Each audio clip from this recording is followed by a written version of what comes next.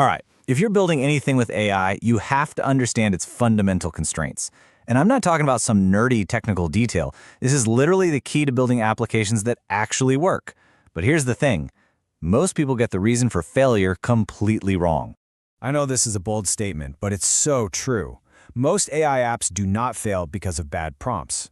Nope, they fail because the people building them are, well, ignoring what's actually happening under the hood. Let me ask you, does any of this sound painfully familiar? Your chatbot forgets a user's name after, like, 2 messages. Or your API bill suddenly jumps from $100 to a few thousand. Or maybe your users are complaining that the responses are just so slow and the quality is all over the place. These aren't minor bugs, people. These are symptoms of a much bigger problem. So what is that big problem? The real reason these apps fail is that we tend to treat AI like some kind of magic box. We put text in, get text out, and just hope for the best. But when we do that, we're flying blind. We're completely ignoring the hard constraints that govern every single one of these interactions. So today, we're going to turn on the lights. We're going to break down the 3 hidden constraints that really control your app's performance, its memory, and its cost. We're talking tokens, context windows, and that critical choice between prompting and fine-tuning.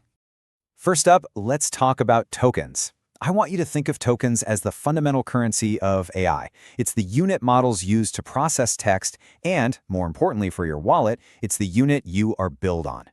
So what even is a token? Well, it's not quite a word, and it's not just a single character.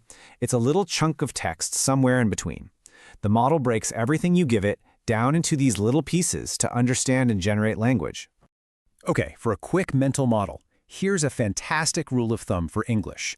1 token is roughly 3/4 of a word. It's a simple little rule, but trust me, it's incredibly powerful for estimating your costs and your usage.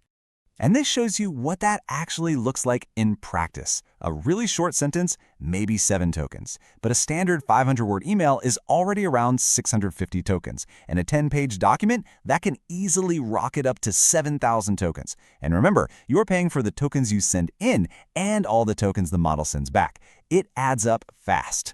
Now this is where it gets crazy. Look how token count directly translates to cost.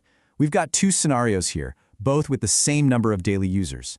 The simple chatbot costs about $8,000 a month, but the document Q&A app, which has to process a huge document with every single request, costs a jaw-dropping $77,000 a month. Same users, 10 times the cost. The only difference? The token count. Wild, right? Okay, that leads us perfectly into our second constraint, the context window. You can think of this as the AI short-term memory. It's how much information the model can see and think about at one single moment. Now, this window has a hard limit, and it's measured in, you guessed it, tokens. And everything, I mean your system instructions, the entire conversation history, any documents you provide, and the user's latest message, all of it has to fit inside this one window. So here's the most crucial thing to get. If some piece of information falls outside of that window, for all practical purposes, it just doesn't exist. Poof, gone. The model becomes instantly amnesic about it. This is exactly why chatbots forget things you told them at the start of a long conversation. Now you might be thinking, easy, I'll just use a model with a massive context window. But hold on, it's a major trade-off. Bigger windows mean slower responses, dramatically higher costs because you pay for every single token in that context on every call, and, get this, a decrease in focus. Models can actually get lost in these giant contexts, kind of like getting lost in the middle of a really long book. So bigger is definitely not always better. Okay, so we get it. We've got limits on our cost and memory. Now, how do we actually control what the model does? Well, we have 2 main levers we can pull: prompting and fine-tuning. The difference here is actually simple, but it's really profound. With prompt engineering, you're changing what you say to the model with each new request. You give it fresh instructions every time. With fine-tuning, you are fundamentally changing what the model is by retraining a copy of it on your own special data. This table just breaks down those trade-offs perfectly. Prompting? It's fast, it's cheap to set up, and it's super flexible. You can change your prompt in seconds. But your cost per request is going to be higher because your prompts are longer. Fine-tuning is the total opposite. It has a high upfront cost in time, data, and compute. But once it's done, your cost per request is way lower, and the model's behavior is incredibly consistent. So, Which way do you go? It's really not about which one is better, it's about which one is right for what you're trying to do. Let's just walk through a really simple decision-making checklist. First off, ask yourself, is my use case stable? Are the requirements basically locked in, or are you changing things every week? If you're still experimenting and pivoting, the flexibility of prompting is your best friend. But if the task is super repetitive and stable, fine-tuning starts to look really, really attractive. Second, what's your scale? If you're only handling a handful of requests, the lower per-request cost of fine-tuning won't really save you much. But if you're processing over, say, 10,000 requests a day, whoa, those tiny savings add up incredibly fast and can totally justify that upfront investment. And third, and this is a big one, do you have the data?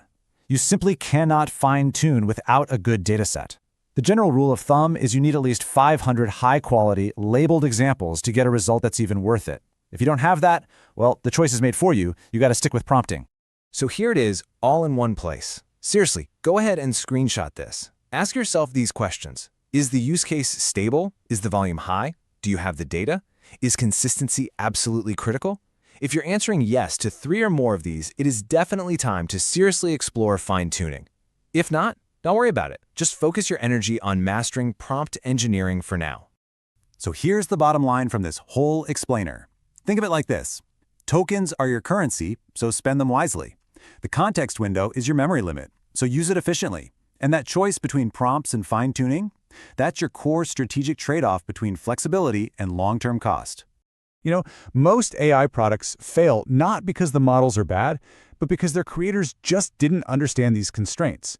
But now you do. So the only question left is, knowing the real rules of the game, what are you going to build now?